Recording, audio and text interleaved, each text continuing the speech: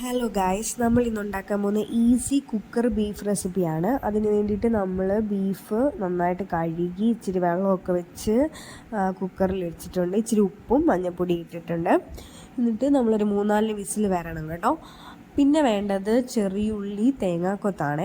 ഇതിന് മസ്റ്റാണ്. ബീഫിന് ഇതില്ലാതെ ഒരു പരിപാടി നടക്കത്തില്ല. ടേസ്റ്റ് വേണമെങ്കിൽ ഇത് രണ്ടും വേണം. നമ്മുടെ കുക്കറൊക്കെ വിസിലടിച്ചിട്ടുണ്ട്. നമ്മളിത് ഓപ്പൺ ചെയ്യാതെ മാറ്റി വെച്ചു. പിന്നെ നമ്മളൊരു ഉരുളിയിലേക്ക് കുറച്ച് വെളിച്ചെണ്ണ ഒഴിച്ചു. കടുക് പൊട്ടിക്കാൻ വേണ്ടിയിട്ടാണ് കേട്ടോ. നമ്മൾ കടുകൊക്കെ ഇട്ട് കൊടുത്തു.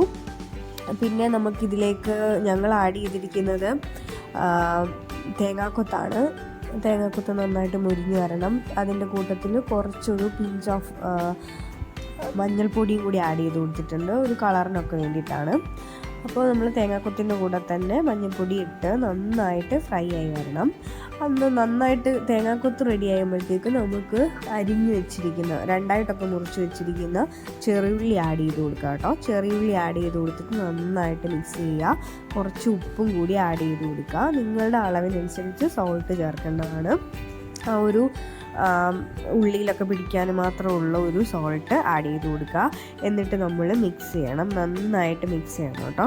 നന്നായിട്ട് ഇളക്കി വെച്ച് കഴിയുമ്പോൾ പിന്നെ നമ്മൾ ആഡ് ചെയ്ത് കൊടുക്കേണ്ടത് കറിവേപ്പില കേട്ടോ. കറിവേപ്പില നല്ല ടേസ്റ്റ് കൊടുക്കുന്ന സാധനമാണ്. ഒരു മണം സംഭവമൊക്കെ വരും. അപ്പം നമ്മൾ കറിവേപ്പില കുറച്ച് നല്ല ഫ്രഷ് ആയിട്ടുള്ള കറിവേപ്പില തന്നെ ആഡ് ചെയ്യാൻ ശ്രമിക്കുക. കറിവേപ്പില ചേർത്തിട്ട് നന്നായിട്ട് ഇളക്കി കൊടുത്തിട്ട് കുറച്ച് നേരം അതൊന്ന് ഇരിക്കണം. അപ്പോഴത്തേക്കും നന്നായിട്ട് എല്ലാം ഒന്ന് പിടിച്ച് വരും. ഇതിലേക്ക് നമ്മൾ ഇഞ്ചി വെളുത്തുള്ളി പേസ്റ്റ് ആട്ടോ ചേർത്ത് കൊടുത്തത്. അതും ആവശ്യത്തിന് ചേർത്ത് കൊടുക്കുക. ഇഞ്ചി വെളുത്തുള്ളി പേസ്റ്റ് ചേർത്ത് കഴിയുമ്പോഴത്തേക്ക് നല്ല മണം വരും കേട്ടോ.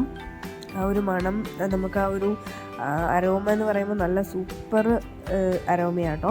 പിന്നെ നമ്മൾ ഇതിലേക്ക് വേണ്ടുന്ന പൊടികൾ ചേർത്ത് കൊടുക്കുകയാണ്. 1, 2, 3 ടേബിൾ സ്പൂണോളം മുളക് പൊടിയാണ് ആഡ് ചെയ്ത് കൊടുക്കുന്നത്. നിങ്ങൾ യൂസ് ചെയ്യുന്ന മുളക് പൊടി ആഡ് ചെയ്യാം. പിന്നെ ഒരു 2.25 സ്പൂണ് മല്ലിപ്പൊടി ആഡ് ചെയ്യുന്നുണ്ട്. പിന്നെ ഇതിലേക്ക് വേണ്ടുന്ന മസാലപ്പൊടിയാണ്. ഞങ്ങളെല്ലാം കൂടി പൊടിച്ചൊരു മസാലപ്പൊടിയാണ്. ഏതാണ്ട് അതൊരു 1.25 ചെറിയ സ്പൂൺ, 1.25 സ്പൂൺ വരും കേട്ടോ. എല്ലാം കൂടി ചേർത്ത് പൊടിച്ച മസാലയാണ്. പെരുംജീരകം എല്ലാം കൂട്ടും കൂടി ചേർത്ത് പൊടിച്ച കേട്ടോ. എന്നിട്ട് നന്നായിട്ട് മിക്സ് ചെയ്ത് കൊടുക്കുകയാണ്. പിന്നെ ഇപ്പോൾ നമ്മൾ ഫ്ലെയിം കുറച്ച് വെച്ചിട്ടുണ്ട്, കരിഞ്ഞു പിടിക്കാതിരിക്കാൻ വേണ്ടിയിട്ട്. എന്നിട്ട് നന്നായിട്ട് എല്ലായിടത്തും എത്തുന്ന രീതിയിൽ, മസാല എല്ലായിടത്തും എത്തുന്ന രീതിയിൽ നന്നായിട്ട് ഇളക്കി കൊടുക്കണം. കൈ വിടാതെ തന്നെ ഇളക്കി കൊടുത്തുകൊണ്ടിരിക്കണം. ഇപ്പോൾ നമ്മുടെ ഫ്ലെയിം നല്ല ലോയിലിരിക്കുക കേട്ടോ, ഒട്ടും ഇതായിട്ടില്ല. എന്നിട്ട് ഇതിലേക്ക് നമുക്ക് നമ്മുടെ കുക്കറിൽ വെച്ചിരിക്കുന്ന ബീഫ് ഇതിലേക്ക് ആഡ് ചെയ്ത് കൊടുക്കാം കേട്ടോ. കുക്കറിൽ നന്നായിട്ട് വെന്തിരിക്കുകയാണ്. അപ്പോൾ അതിൽ ഒരു നെയ്യും വെള്ളവും ആ ഒരു മഞ്ഞൾപ്പൊടി ഉപ്പൊക്കെ കലർന്ന ഒരു സാധനം നമ്മൾ ഇതിലേക്ക് ചേർത്ത് കൊടുക്കുക കേട്ടോ. അപ്പോൾ ഓൾറെഡി നമ്മുടെ പരിപാടികളൊക്കെ ഏതാണ്ട് ഓൾമോസ്റ്റ് കഴിഞ്ഞിട്ടുണ്ട്. വളരെ ഈസി ആയിട്ടുള്ളൊരു റെസിപ്പിയാണ്. നമ്മളിതിലേക്ക് നന്നായിട്ട് മിക്സ് ചെയ്ത് കൊടുക്കുകയാണ്. എല്ലാ പോർഷനും, അതായത് ഇറച്ചിയുടെ എല്ലാ പോർഷനിലേക്കും മസാലയൊക്കെ എത്താൻ വേണ്ടിയിട്ട് നമ്മൾ നന്നായിട്ട് മിക്സ് ചെയ്ത് കൊടുക്കുക കേട്ടോ. നന്നായിട്ട് മിക്സ് ചെയ്ത് കൊടുത്തു. അപ്പം നോക്കിയപ്പോൾ കുറച്ച് വെള്ളം കൂടി വേണം, ഒന്നും കൂടി ഒന്ന് സെറ്റായി വരാൻ കുറച്ച് വെള്ളം കൂടി വേണം എന്ന് തോന്നി. അപ്പോൾ ഇതല്ലെങ്കിൽ ഒരുപാടങ്ങ് നമ്മൾ വെന്ത് വരുമ്പോഴത്തേക്ക് ഡ്രൈ ആയിപ്പോവും കേട്ടോ. അപ്പോൾ നമ്മൾ കുറച്ച് കറിവേപ്പിലയും കൂടി ആഡ് ചെയ്തിട്ടുണ്ട് ടേസ്റ്റിന് വേണ്ടിയിട്ട്. എന്നിട്ട് നമ്മൾ ഉപ്പ് നോക്കിയപ്പോൾ ഉപ്പ് ഇച്ചിരി കുറവായിട്ട് തോന്നി. അപ്പോൾ കുറച്ച് ഉപ്പ് ആഡ് ചെയ്ത് കൊടുത്തു.